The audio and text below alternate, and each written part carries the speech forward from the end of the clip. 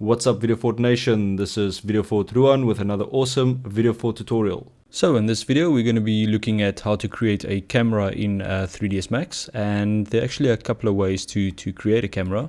First of all, go to rendering, render setup, and make sure that your output size is set to HD TV or 1920 by 1080. Close that, and then what you can do is let's just create a quick scene here, just like a floor and maybe a box in the middle. The easiest way to create a camera from your perspective view is, let's say you move your perspective view around and you kind of like this angle. What you can do, you can go to create here at the top, go to cameras, and then click on create camera from view. And you'll see it will automatically create a camera with this view, and it will also change this viewport to that camera so that you're actually looking through that camera. So what you can do now, you can take the hand here at the bottom, which is struck camera, and if you move this view around, you'll actually see in the other viewports that your camera is also moving around. Next to that, we've got orbit camera. So if you click on that and you drag around your scene, you'll see that your camera will be orbiting around that point. And then you've got this icon here, which is field of view, and that will actually change the field of view, so wide angle and more of a long lens. And the top one is dolly, so that will actually move your camera back and forward like that. And then you've got perspective, which will just kind of create a different perspective of what your camera is seeing. And then you've got roll, which is kind of like a rotation for the camera. And yeah, you can obviously also use your move tool to click on any of these viewpoints and just move your camera around. You can click on this little plane to kind of free move your camera around, something like that.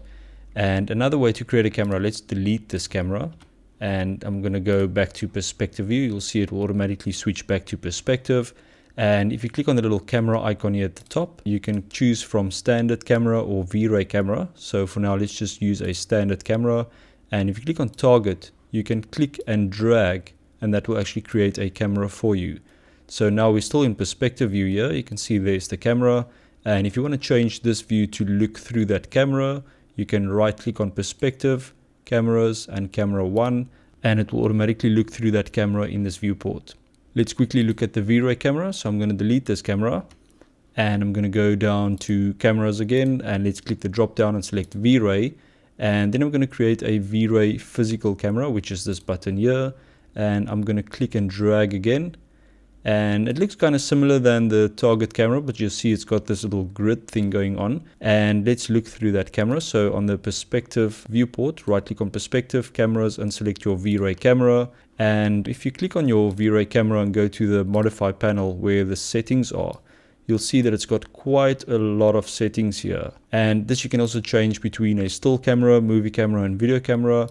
And it's got all the settings like your film gate and your zoom factor and all these things like f-stop, your target distance, white balance, all those kind of things. And you should really just play with these settings and see what they do. But for now, we're just going to use the normal standard camera, and that's actually good enough for this lecture.